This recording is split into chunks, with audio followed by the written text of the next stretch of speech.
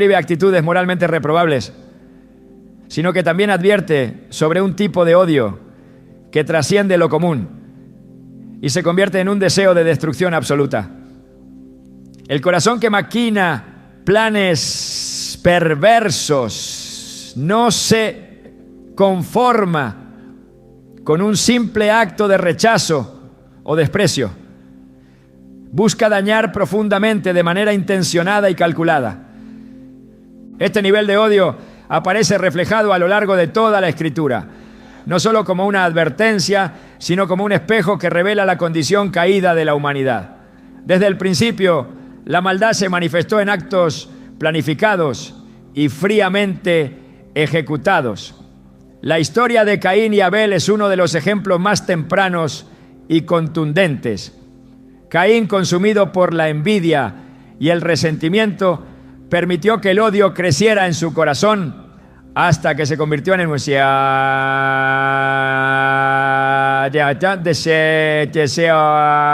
asesino. Génesis 4.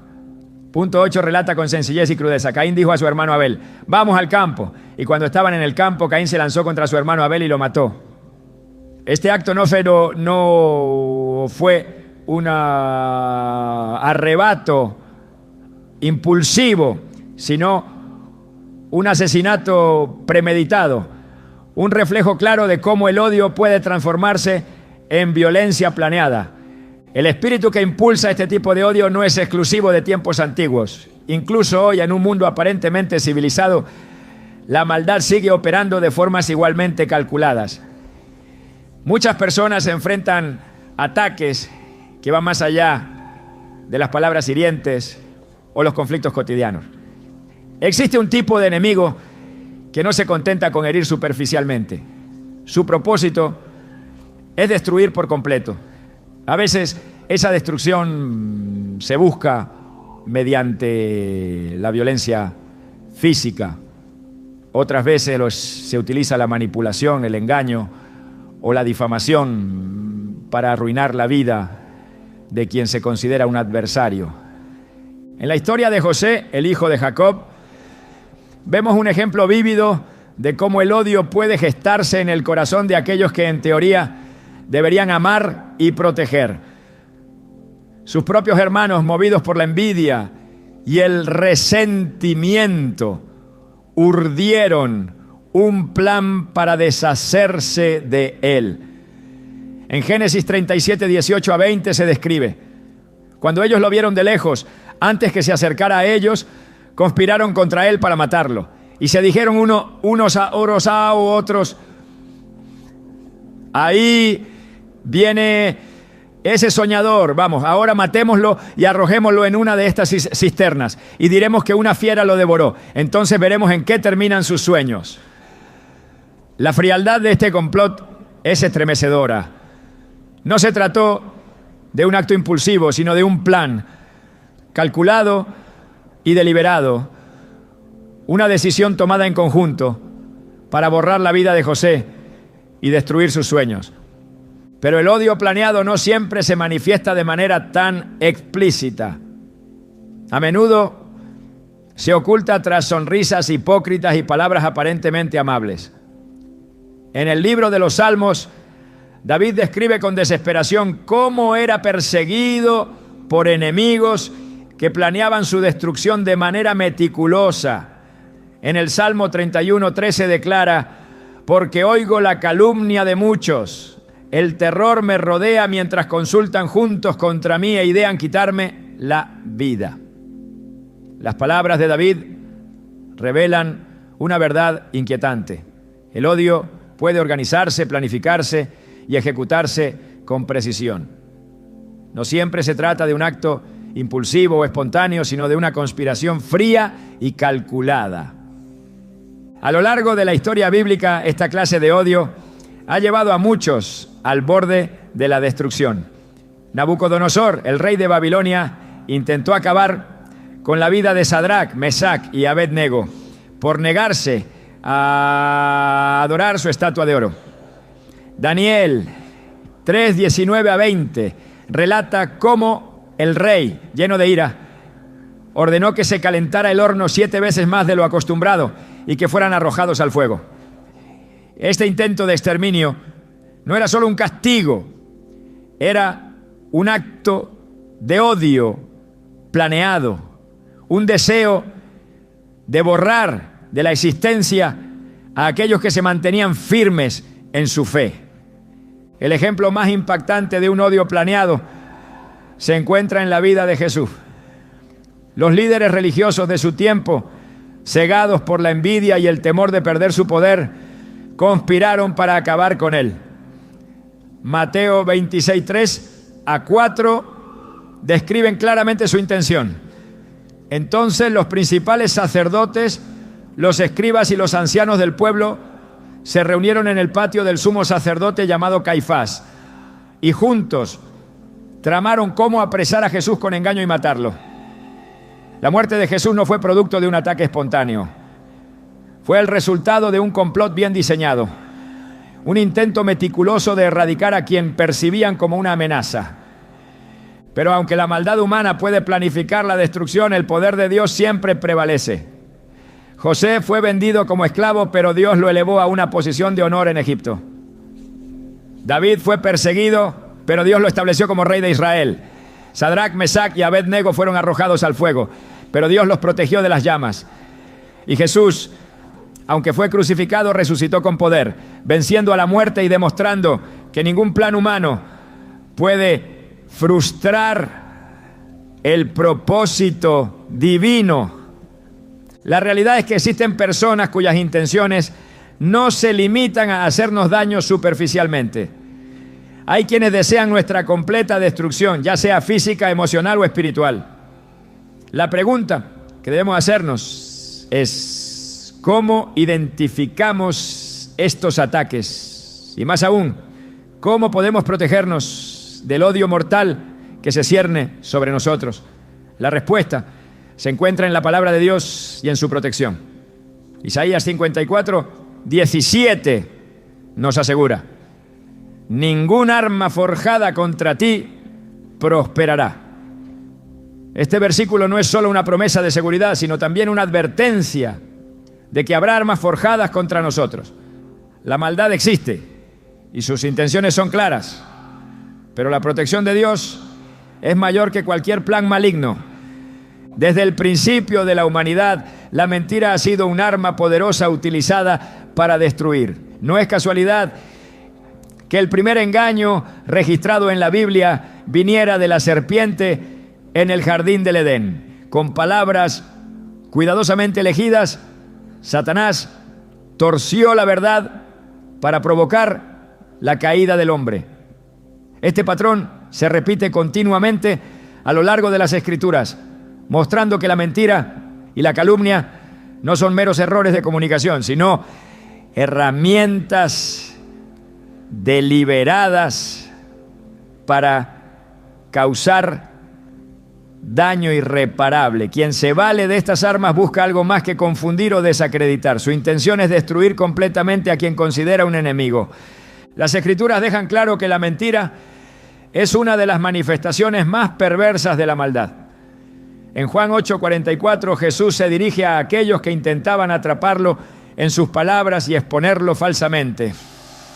Con autoridad divina les dice: vosotros sois de vuestro padre el diablo, y los deseos de vuestro padre queréis hacer. Él ha sido homicida desde el principio, y no ha permanecido en la verdad, porque no hay verdad en él. Cuando habla mentira, de lo suyo habla, porque es mentiroso y padre de mentira. Este versículo revela que detrás de cada mentira maliciosa existe un espíritu de destrucción. Mentir no es solo ocultar la verdad, es un acto calculado que refleja la naturaleza del enemigo. En la Biblia, la mentira se utiliza reiteradamente como un arma para intentar destruir la vida de los siervos de Dios. La historia de Nabote y su viña, relatada en 1 Reyes 21, es un claro ejemplo de cómo la calumnia puede ser orquestada con la intención de quitar la vida de alguien. El rey Acab codiciaba la viña de Nabote, pero al ser rechazado, Jezabel, su esposa, ideó un plan perverso. Mandó escribir cartas en nombre del rey y ordenó que se convocara a un ayuno. donde dos testigos falsos acusaran a Nabote de maldecir a Dios y al rey. Aquella mentira deliberada llevó a Nabote a la muerte por lapidación, permitiendo así que Acab tomara posesión de la viña que tanto deseaba. Este acto de crueldad y deshonestidad no fue solo un abuso de poder, sino un asesinato ejecutado mediante la calumnia. El uso de testigos falsos y la manipulación de la verdad no fueron eventos aislados en el antiguo Israel. La maldad de aquellos que maquinan planes perversos encuentran en la mentira un arma eficaz. Proverbios 19:5 advierte con contundencia: el testigo falso no quedará sin castigo, y el que habla mentiras no escapará. Este versículo revela que aunque la calumnia pueda prosperar por un tiempo, el juicio de Dios inevitablemente alcanzará a quienes emplean esta herramienta de destrucción. A lo largo de las Escrituras se encuentra un patrón recurrente: la mentira como arma de guerra espiritual. No se trata de meras falsedades pronunciadas en momentos de desesperación, sino de estrategias cuidadosamente planeadas para dañar a otros. Los enemigos de Nehemías, al ver que su trabajo avanzaba con éxito, recurrieron a la calumnia como último recurso para detenerlo. En Nehemías 6:6-7 se narra cómo enviaron cartas abiertas acusándolo falsamente de conspirar contra el rey y autoproclamarse como nuevo gobernante. Estas mentiras no solo tenían la intención de desacreditar a Nehemías, sino también de provocar la ira del rey para que su vida fuera arrebatada. Sin embargo, Nehemías respondió con firmeza y confianza en Dios, demostrando que la verdad siempre prevalece sobre la mentira. Pero incluso en medio de ataques tan devastadores, la Escritura ofrece consuelo y dirección para aquellos que son víctimas de la calumnia. El Salmo 109 es un clamor desesperado de David, quien se enfrenta a enemigos que emplean la mentira para destruirlo. En los versículos 2 y 3 declara: porque boca de impío y boca de engañador se han abierto contra mí. Han hablado de mí con lengua mentirosa.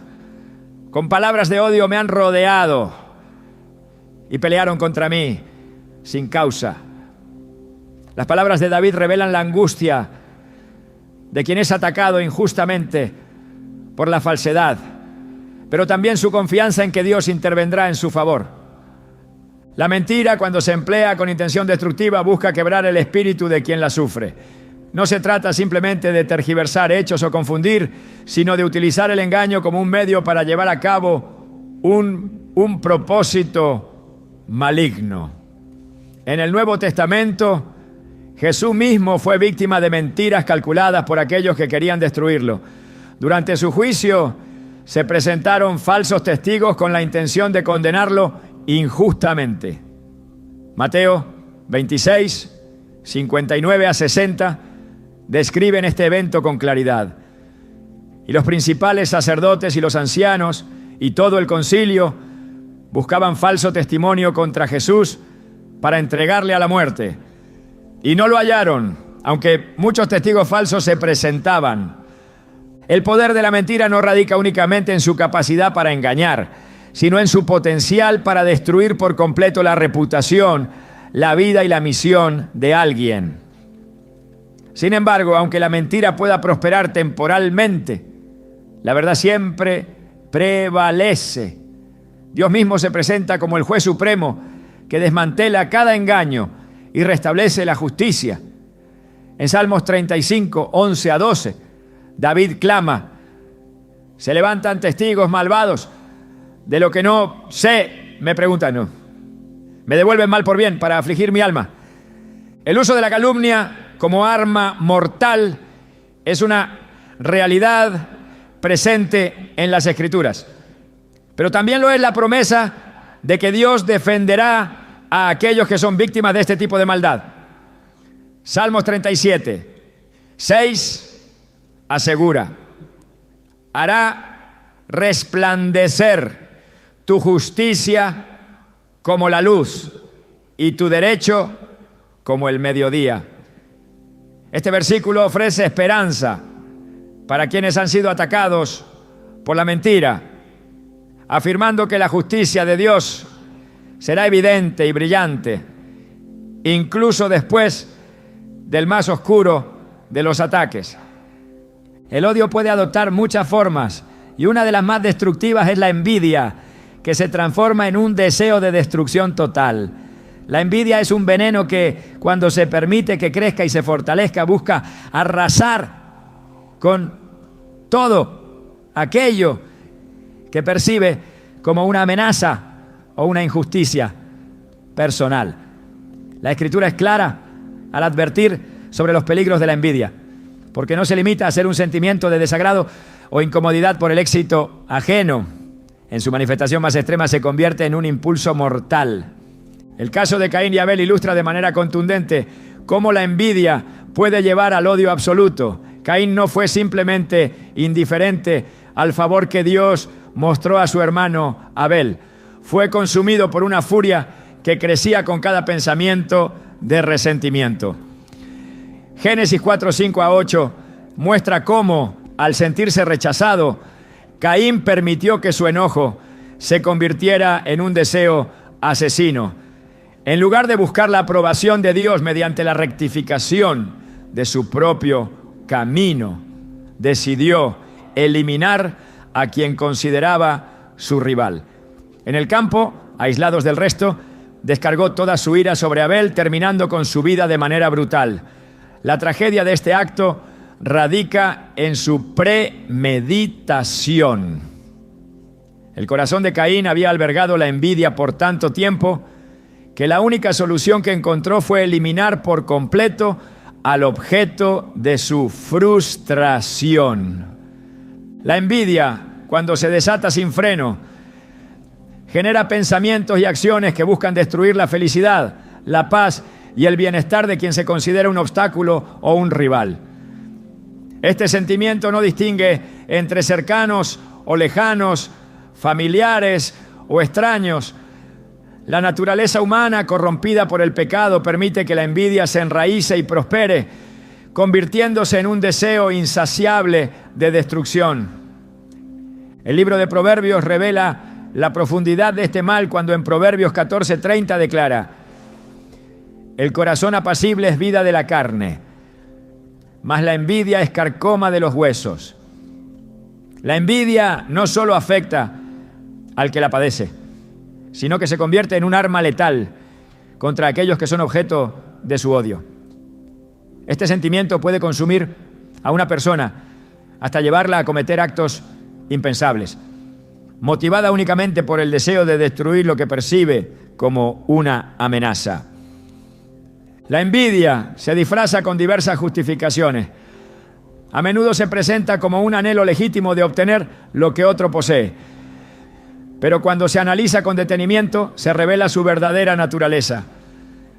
El relato de José y sus hermanos ofrece un ejemplo claro de cómo la envidia puede llevar a planificar la destrucción total de otro ser humano. Génesis 37, 4. Narra cómo los hermanos de José, al ver que su padre lo amaba más que a ellos, lo aborrecían y no podían hablarle pacíficamente. Este aborrecimiento se convirtió en un deseo homicida cuando José compartió sus sueños proféticos que indicaban un futuro donde él se levantaría por encima de ellos. El resentimiento de los hermanos de José no era simplemente una molestia pasajera. Fue un odio que se consolidó con cada palabra y gesto que interpretaban como una ofensa. En lugar de confrontar su propia envidia y buscar la reconciliación, optaron por planear su destrucción. Génesis 37, 18 a 20 relata cómo, al verlo venir de lejos, conspiraron para matarlo y eliminar así aquello que consideraban una amenaza para su propio orgullo y bienestar. Este deseo de aniquilación no era otra cosa que la manifestación de un odio arraigado en la envidia. La envidia se alimenta de la comparación constante y de la incapacidad de aceptar las bendiciones otorgadas a otros. Cuando se permite que este sentimiento crezca, se convierte en un veneno capaz de destruir relaciones, familias y hasta naciones enteras. Las Escrituras presentan numerosos ejemplos de cómo la envidia ha llevado a la destrucción de quienes se percibían como enemigos, incluso cuando no existía un conflicto real, sino simplemente la percepción de una amenaza. El rey Saúl se dejó consumir por la envidia hacia David, un joven cuyo único crimen había sido cumplir con fidelidad la misión que se le encomendó. Después de que David derrotara a Goliat, su fama creció rápidamente, lo que despertó en Saúl un odio cada vez más profundo. En 1 Samuel 18, 7-9 se describe cómo las mujeres cantaban: Saúl hirió a sus miles y David a sus 10,000. En lugar de alegrarse por el éxito de su siervo, Saúl permitió que la envidia lo consumiera. Este sentimiento se convirtió en un deseo obsesivo de destruir a David, persiguiéndolo incansablemente y utilizando todos los recursos a su disposición para acabar con su vida. La envidia de Saúl fue tan devastadora que lo llevó a perder la razón, alejándose de la voluntad de Dios y condenándose a un final trágico. Este ejemplo muestra cómo la envidia puede conducir a un estado de completa desesperación, donde la única meta es eliminar a quien se percibe como una amenaza. La destrucción de David se convirtió en la obsesión de Saúl, hasta el punto de que todo su reinado quedó marcado por esa búsqueda insaciable de venganza. La envidia se convierte en un odio mortal cuando se permite que crezca sin control. Es como un fuego que se aviva con cada pensamiento de resentimiento, con cada comparación injusta y con cada fracaso propio que se atribuye al éxito de otro. Este tipo de odio no se detiene ante nada, no busca simplemente herir o dañar, sino destruir por completo. Es un odio que se manifiesta en planes cuidadosamente elaborados, en conspiraciones que buscan no solo dañar la reputación o el bienestar de alguien, sino erradicar su existencia por completo. El peligro de la envidia radica en su capacidad para distorsionar la realidad.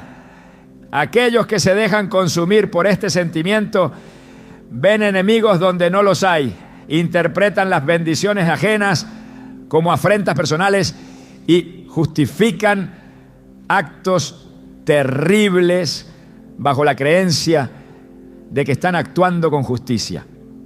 Esta ceguera espiritual es la que llevó a Caín a matar a Abel, a los hermanos de José, a venderlo como esclavo, y a Saúl a perseguir a David con un odio que nada podía apaciguar. La Biblia advierte repetidamente sobre la envidia porque reconoce su poder destructivo. Santiago 3:16 ofrece una advertencia contundente: porque donde hay envidia y ambición personal, allí hay confusión y toda cosa perversa.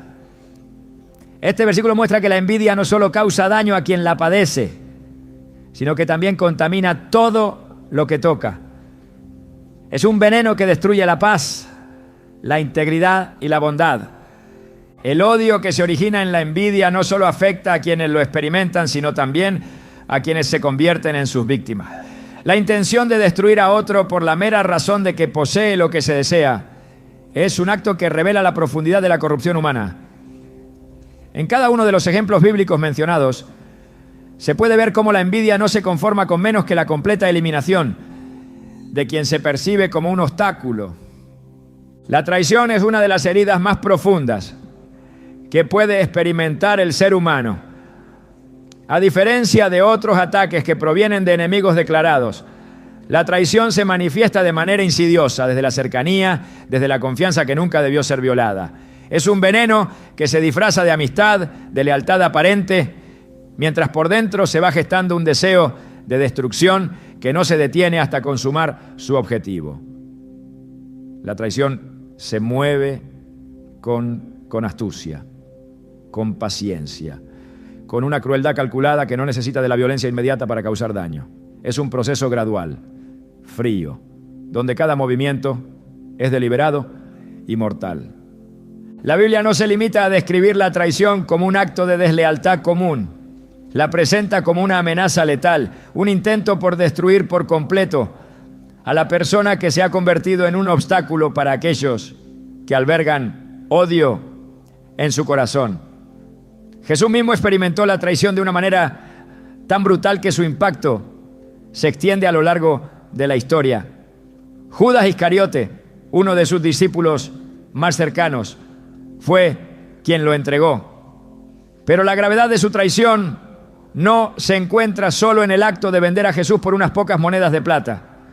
Se encuentra en la fría y calculada planificación, en la decisión consciente de entregar a quien había caminado a su lado, compartiendo momentos sagrados, escuchando palabras de vida y siendo testigo de milagros que trascendían lo humano. Mateo 26, 14 a 16 relata cómo Judas se acercó a los principales sacerdotes y preguntó: ¿qué me daréis? Y yo os lo entregaré. No fue un impulso repentino, sino una intención premeditada. El precio fue fijado, la traición pactada. Todo se desarrolló con precisión, sin prisa, pero sin pausa, hasta que finalmente, en el huerto de Getsemaní, Judas señaló con un beso al hombre que había decidido destruir. El símbolo de la traición se volvió más poderoso por el hecho de que utilizó un gesto de aparente afecto para consumar su acto de entrega. El odio que se esconde detrás de una traición es diferente al odio abierto que se manifiesta a través de la violencia explícita. Es un odio que se disfraza de buena voluntad, que se oculta tras sonrisas y palabras amables, mientras se prepara el terreno para un golpe mortal. La traición es la encarnación de un mal que se mueve en las sombras, planeando cada detalle con una precisión que solo puede provenir de un corazón completamente corrompido por el deseo de destrucción. Jesús conocía la traición que se gestaba en el corazón de Judas, pero aún así lo dejó proceder. La sabiduría divina permite que incluso los actos más viles sirvan a un propósito mayor. Pero esto no exime al traidor de la culpa que acarrea su acción. Judas no fue forzado a traicionar. Fue su propia decisión, nacida de un corazón que había permitido que la codicia y la desilusión crearan un odio tan profundo que terminó por convertirse en una fuerza destructiva. El Salmo 55, 12 a 14 expresa con claridad la angustia de enfrentar la traición. Porque no me afrentó un enemigo, lo cual habría soportado, ni se alzó contra mí el que me aborrecía, porque me hubiera ocultado de él. Sino tú, hombre, al parecer íntimo mío, mi guía y mi familiar, que juntos comunicábamos dulcemente los secretos y andábamos en amistad en la casa de Dios. Esta confesión revela que el dolor de la traición no proviene únicamente del acto en sí, sino de la relación que existía antes de que se cometiera. Los traidores suelen utilizar la cercanía como arma. La confianza que se les ha otorgado se convierte en la herramienta perfecta para llevar a cabo sus planes. No atacan desde fuera, sino desde dentro, utilizando el conocimiento adquirido para encontrar el punto más vulnerable de su víctima. El traidor estudia, analiza y finalmente actúa en el momento que considera más oportuno para causar el mayor daño posible. Es un proceso frío y calculado, donde la paciencia se convierte en un elemento esencial de la estrategia. El acto de traicionar no siempre se manifiesta de manera inmediata. Puede desarrollarse lentamente como un veneno que se administra en dosis pequeñas hasta que finalmente se revela su propósito. Esta naturaleza gradual hace que la traición sea particularmente peligrosa, porque quien la sufre rara vez la ve venir. El enemigo que se presenta como amigo, como aliado, como confidente, utiliza esa posición privilegiada para atacar desde un lugar de confianza y seguridad. En el caso de Jesús, Judas no solo planeó su traición, sino que la ejecutó de una manera que reflejaba un entendimiento profundo de cómo destruir a su víctima. No fue un error de cálculo ni un impulso irracional. Fue un acto calculado, frío, diseñado para causar el máximo daño posible. La traición de Judas no consistía únicamente en entregar a Jesús a las autoridades. Consistía en hacerlo de la manera más cruel y devastadora, utilizando su propia cercanía para llevar a cabo su propósito. La traición es una forma de odio que se disfraza de lealtad. El traidor no se presenta como enemigo declarado, sino como alguien que aparenta buscar el bienestar del otro. Este tipo de odio es especialmente peligroso porque se esconde detrás de una fachada de buenas intenciones, incluso mientras prepara su ataque. La naturaleza de la traición la convierte en una amenaza que se infiltra en el corazón mismo de la relación, destruyéndola desde adentro. El odio que se manifiesta a través de la traición no se detiene en un simple acto de daño. Busca la destrucción total, la aniquilación completa de quien se percibe como un obstáculo o como un enemigo. Judas no buscaba simplemente que Jesús fuera arrestado, buscaba su muerte. Y lo hizo con la frialdad de quien actúa con un propósito calculado. Este tipo de odio es devastador porque se presenta como amistad mientras se prepara para destruir. El traidor nunca actúa de manera impulsiva o irreflexiva. Sus acciones son el resultado de un proceso deliberado, de una planificación que se lleva a cabo con paciencia y determinación. Cada paso que da está dirigido a un propósito específico: la destrucción de quien se considera un obstáculo o una amenaza. La traición es la manifestación de un odio que se oculta tras una máscara de lealtad. Y precisamente por eso es tan peligrosa y letal. La manipulación es uno de los métodos más siniestros que el odio puede utilizar para destruir. A diferencia de un ataque directo o de la violencia abierta, la manipulación se desarrolla de manera subrepticia, empleando tácticas que distorsionan la realidad, tergiversan la verdad y dirigen a otros hacia el propósito destructivo de quien la emplea.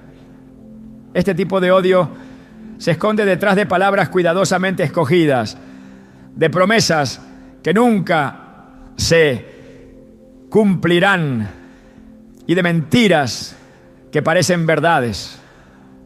La manipulación no busca un enfrentamiento abierto, se nutre de la oscuridad, del control psicológico y de la persuasión insidiosa que va envenenando lentamente la mente y el corazón de quienes son arrastrados por su influencia.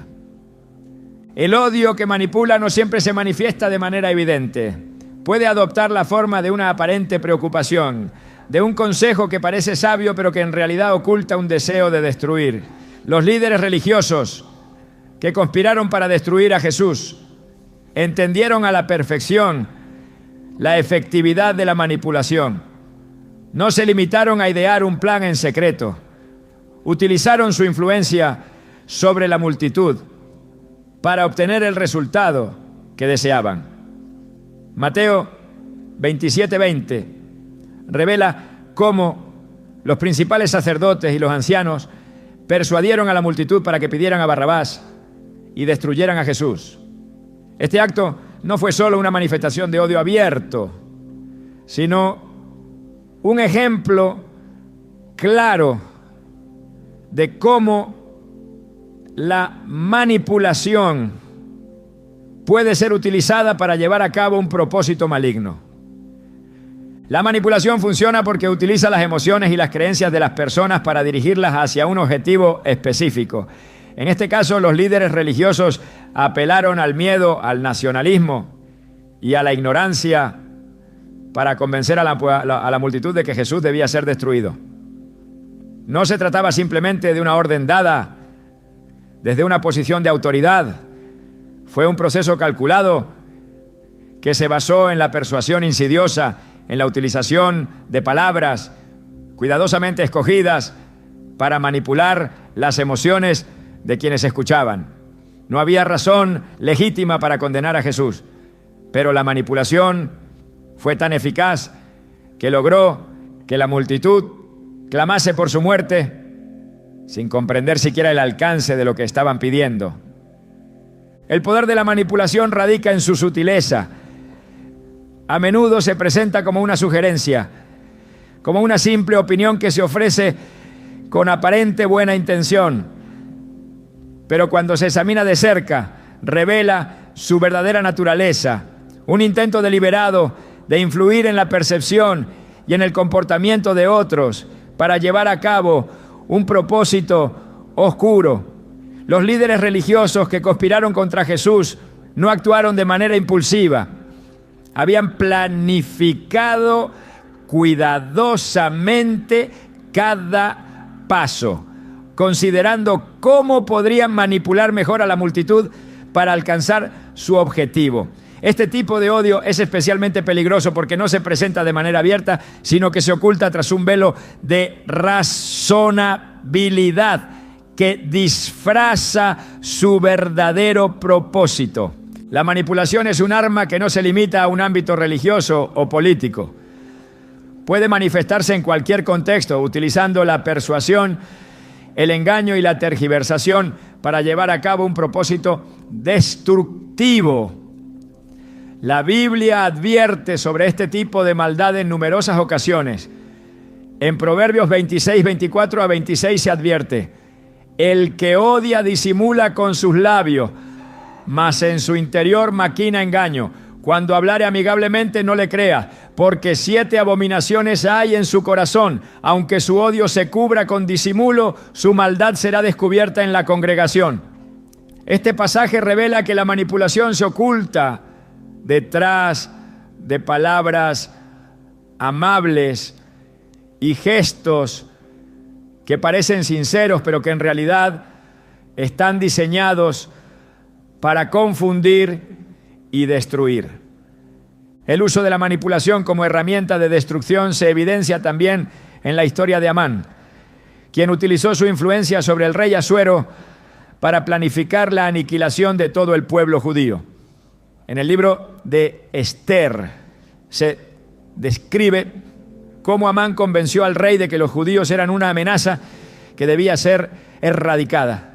Pero su plan no se basó en la evidencia ni en la justicia, sino en una manipulación calculada que buscaba satisfacer su propio odio y deseo de poder.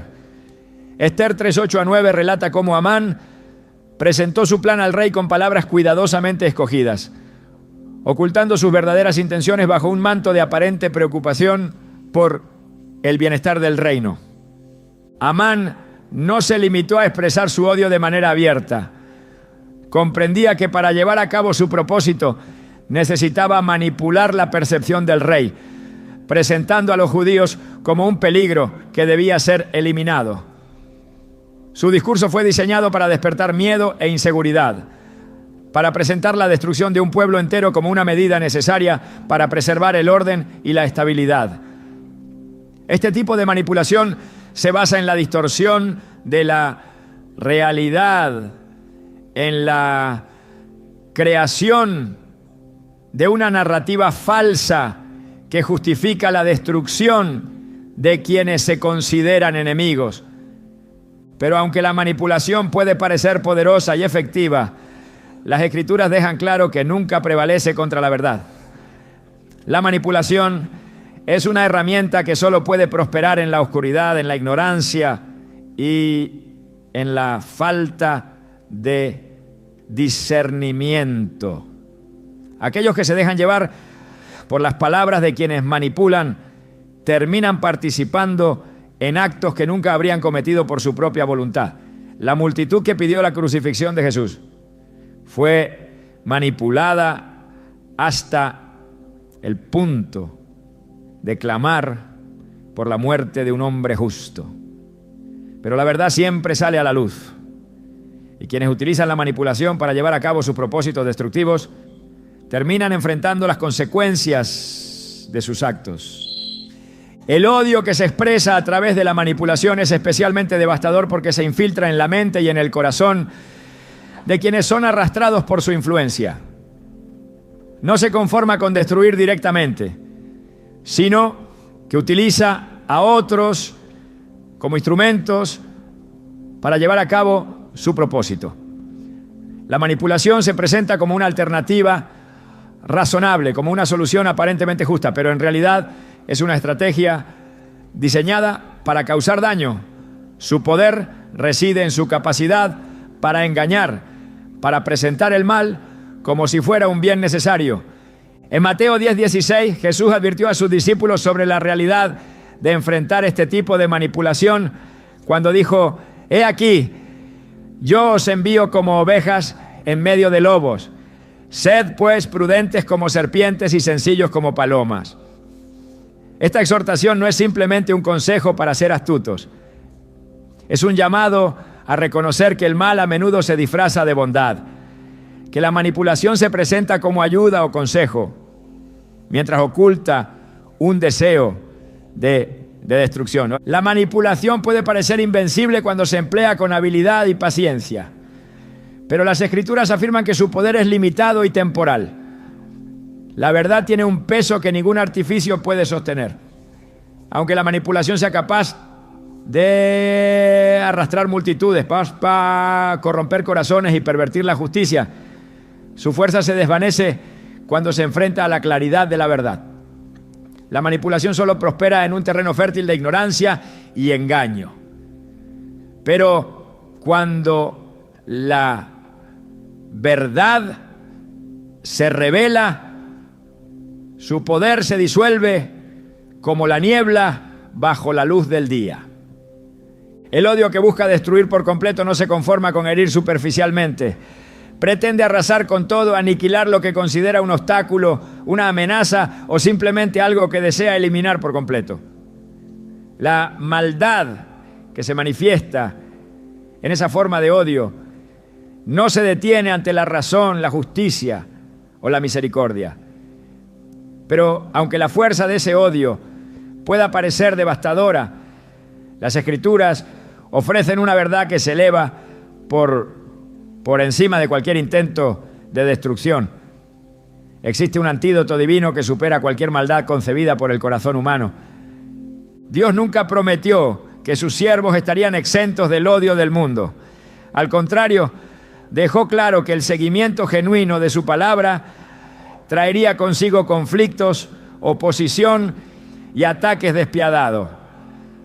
Pero en medio de esa realidad, también prometió que ninguna arma forjada contra sus hijos prosperaría. Isaías 54:17 declara: «Ninguna arma forjada contra ti prosperará, y condenarás toda lengua que se levante contra ti en juicio». Esta es la herencia de los siervos del Señor. Y su salvación de mí vendrá, dice el Señor. Esta afirmación no es simplemente un consuelo superficial. Es una promesa de protección que se extiende más allá de cualquier intento de destrucción. El odio que busca destruir por completo se enfrenta inevitablemente con la protección que Dios otorga a quienes confían en Él. Las Escrituras relatan múltiples ocasiones en las que el enemigo intentó erradicar por completo a aquellos que servían a Dios, pero cada intento terminó frustrado por el poder divino. El ejemplo de Daniel en el foso de los leones es un testimonio poderoso de cómo la intervención divina desarma cualquier estrategia de destrucción. Los enemigos de Daniel no se conformaron con desacreditarlo o humillarlo. Su odio los llevó a planificar su muerte de la manera más cruel posible. Daniel 6:16 relata cómo fue arrojado a los leones con la certeza de que no habría escape ni esperanza. Pero Dios intervino cerrando la boca de las bestias y demostrando que ninguna fuerza mortal podía prevalecer contra su protección. El antídoto divino contra el odio mortal no se limita a proteger físicamente a quienes son objeto de ataque. También se extiende a la restauración completa, a la reivindicación que llega cuando Dios revela la verdad y derriba las mentiras que se levantan como armas de destrucción. José fue traicionado por sus propios hermanos, arrojado a un pozo y vendido como esclavo. Pero la protección de Dios no se limitó a preservar su vida. Lo llevó a la posición más alta en Egipto, permitiendo que aquellos mismos hermanos que lo habían despreciado terminaran dependiendo de él para sobrevivir. Génesis 50:20 recoge las palabras de José cuando dice: vosotros pensasteis mal contra mí, mas Dios lo encaminó a bien, para hacer lo que vemos hoy, para mantener en vida a mucho pueblo. La intención de sus enemigos era destruirlo, pero la intervención divina transformó ese intento en una bendición que trascendió generaciones. El odio que se manifiesta en planes calculados, en manipulaciones insidiosas, en traiciones frías y en difamaciones deliberadas, no puede prevalecer contra la voluntad de Dios. La protección que Él ofrece no siempre se manifiesta de manera inmediata o visible, pero siempre es eficaz. El Salmo 91 es un recordatorio constante de esta realidad. Caerán a tu lado 1000 y 10.000 a tu diestra, mas a ti no llegará. Salmo 91:7. Esta promesa no implica la ausencia de ataques o conflictos. Implica que, aunque el enemigo despliegue todas sus fuerzas para destruir, su esfuerzo será en vano porque la protección divina es absoluta. Cuando el odio mortal se dirige contra los siervos de Dios, la respuesta no se encuentra en la venganza, la violencia o la desesperación. La respuesta está en la confianza absoluta en el poder de Dios para desarmar cualquier estrategia de destrucción. Jesús mismo lo demostró en su ministerio. Aunque sabía que sus enemigos planeaban destruirlo, no desvió su propósito ni permitió que el odio de ellos condicionara su misión. En lugar de ceder al miedo o al resentimiento, continuó avanzando hacia la cruz, sabiendo que la victoria final no estaba en evitar el sufrimiento, sino en trascenderlo.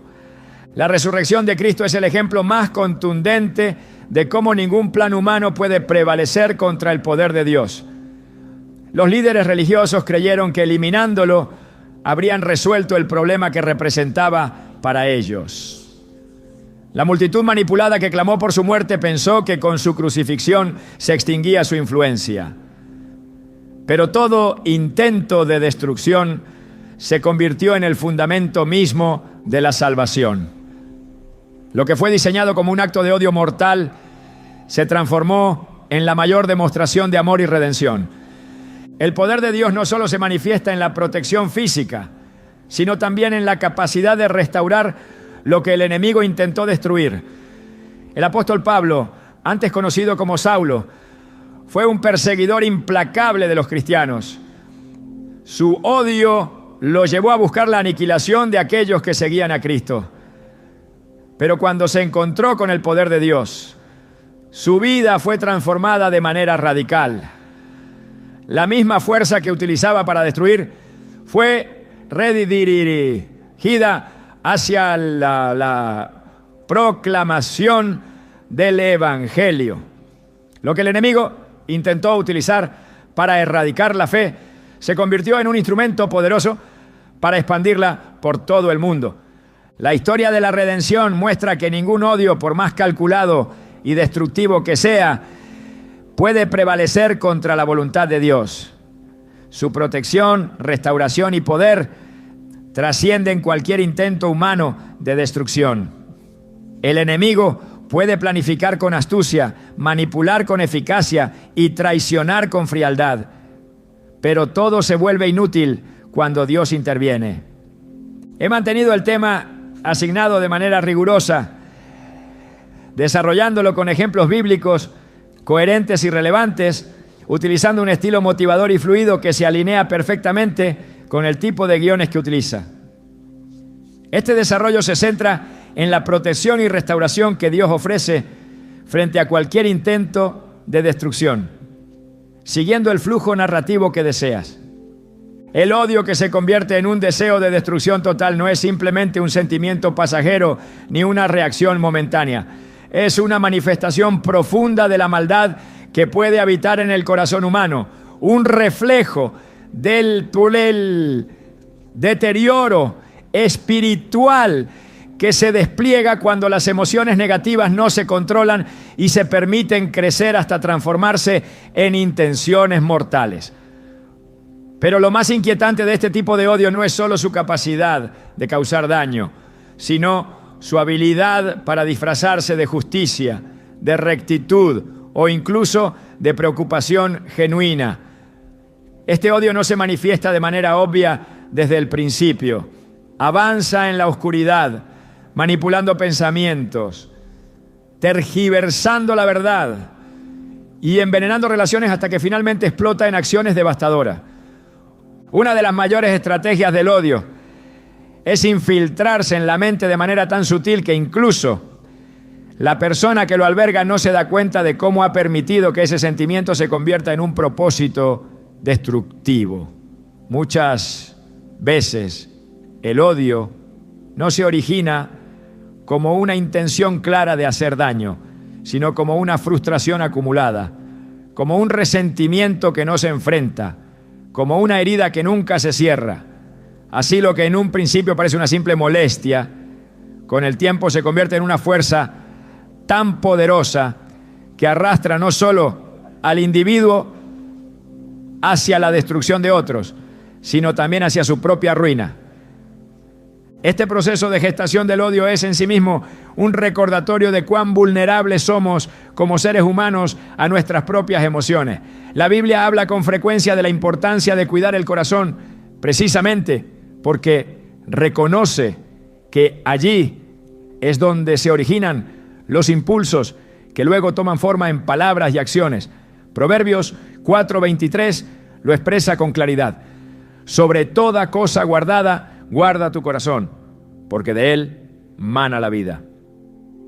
Este versículo no es solo una advertencia, sino una instrucción clara sobre cómo evitar que el odio encuentre un lugar donde crecer. Cuando se permite que el odio avance sin restricciones, se convierte en una sombra que consume todo lo que toca. No solo afecta a la víctima directa, sino que también corrompe a quienes lo fomentan, transformando a las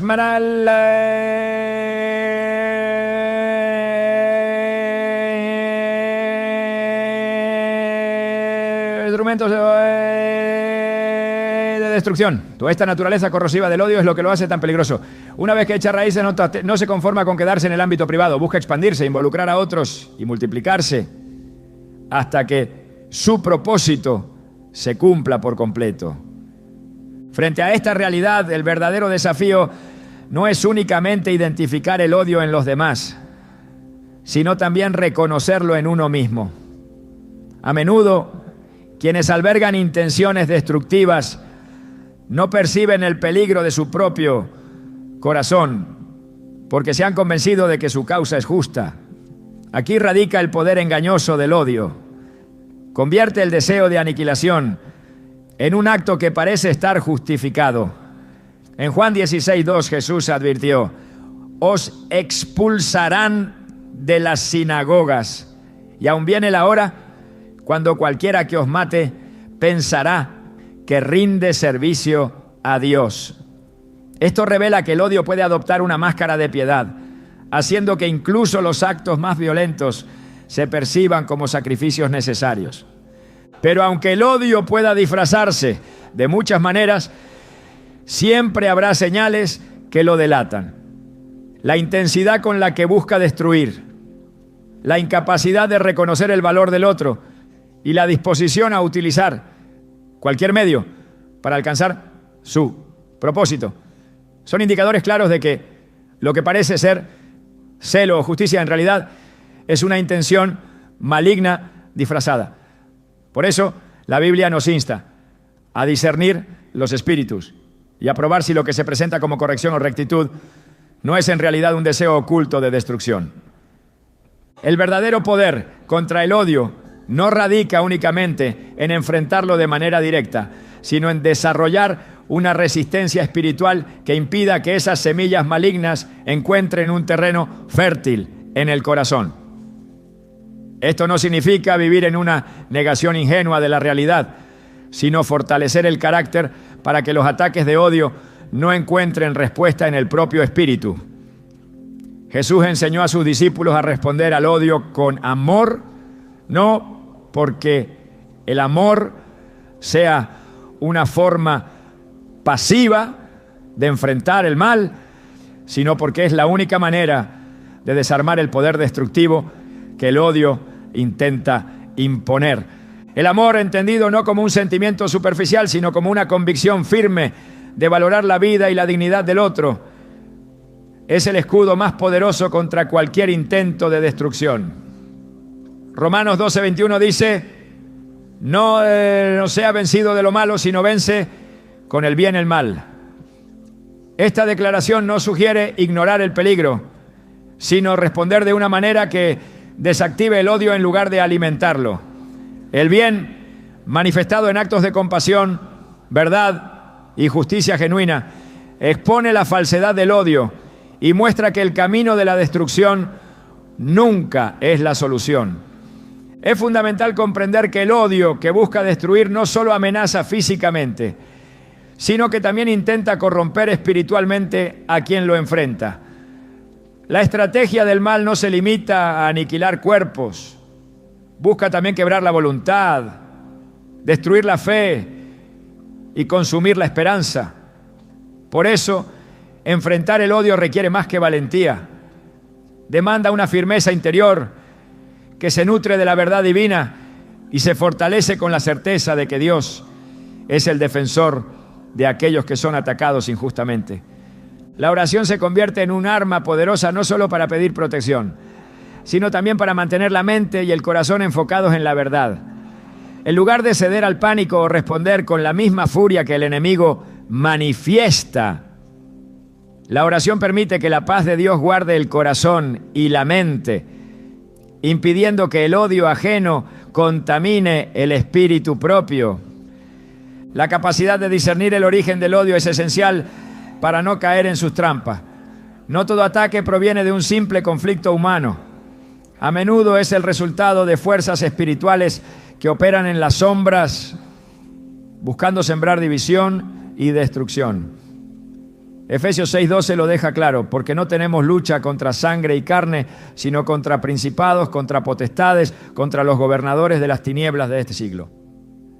Este recordatorio nos ayuda a ver más allá de las acciones humanas y reconocer que la batalla contra el odio es también una confrontación espiritual.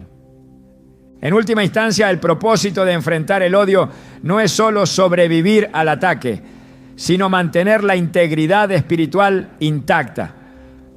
No se trata únicamente de evitar la destrucción física, sino de preservar el espíritu en medio de la adversidad. Y cuando el odio intenta destruir, la respuesta más poderosa es la fidelidad a la verdad y el compromiso de no permitir que el mal transforme el corazón en un reflejo de la misma maldad que se enfrenta. El odio que busca la destrucción absoluta nunca triunfa cuando se enfrenta con la luz de la verdad y el poder de la fe. La historia bíblica está llena de ejemplos en los que el odio intentó apagar la vida de los justos. Pero Dios intervino, demostrando que la justicia divina siempre prevalece. La clave está en mantener el corazón alineado con la voluntad de Dios, sin dejar que el veneno del odio infecte el propio espíritu. Al final, ningún intento de destrucción puede contra el poder restaurador de Dios, y aquellos que confían en Él hallarán paz incluso en medio de los mayores conflictos. El verdadero poder que vence al odio no se encuentra en la fuerza física ni en la venganza. La respuesta a la maldad que busca destruir no puede ser replicar ese mismo mal con otro disfraz. La Biblia enseña que el poder de Dios se manifiesta de manera opuesta a la lógica humana, mientras el odio se alimenta del deseo de destrucción. La respuesta divina se basa en la restauración, en la verdad y en la paz que trasciende cualquier intento de aniquilación. Este principio se evidencia a lo largo de las Escrituras, donde cada intento de destrucción dirigido contra los siervos de Dios termina por convertirse en una plataforma para una mayor manifestación de su poder. El mundo nunca ha dejado de ser escenario de conflictos y ataques motivados por el odio. Desde el momento en que Caín levantó su mano contra Abel, el deseo de destruir a otros se ha perpetuado a través de generaciones. Pero, aunque el odio se ha manifestado de múltiples maneras, siempre se enfrenta a un poder superior que lo desarma y lo convierte en un intento inútil.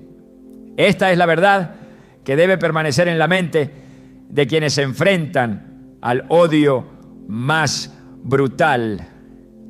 Ningún intento de destrucción podrá prevalecer contra la protección y el propósito de Dios. La historia de Job es un recordatorio poderoso de cómo incluso los ataques más despiadados pueden ser transformados por Dios en un testimonio de restauración. Job fue atacado no solo en su cuerpo, sino también en su espíritu. Sus pérdidas materiales, la muerte de sus hijos y las enfermedades que sufrió no fueron simples infortunios, sino ataques que buscaban quebrar su fe y destruir su relación con Dios. Sin embargo, lo que se diseñó para destruirlo se convirtió en un escenario donde Dios mostró su poder restaurador. Al final de su prueba, Job no solo fue restituido en sus bienes y su salud, sino que alcanzó una comprensión más profunda de la naturaleza de Dios. Job 42:5 expresa ese cambio de manera contundente. De oídas te había oído, mas ahora mis ojos te ven. La restauración no siempre se manifiesta de manera visible o inmediata. A menudo el poder de Dios actúa en formas que no se comprenden plenamente hasta que se ha superado el ataque. Pero el hecho de que no se vea la intervención de Dios de manera inmediata no significa que Él no esté actuando. La fe genuina se sostiene precisamente en la certeza de que Dios está obrando aún cuando todo parece indicar lo contrario. Este principio se revela en la vida de José, quien fue vendido como esclavo por sus propios hermanos y arrojado a la oscuridad de una prisión por un crimen que no cometió. Pero lo que se planeó como un acto de destrucción terminó siendo el medio que Dios utilizó para elevarlo a una posición de poder donde pudo salvar a su familia y a toda una nación. La protección que Dios ofrece no se limita a librar a sus siervos del peligro inmediato. También incluye la capacidad de utilizar incluso los ataques más destructivos para cumplir su propósito.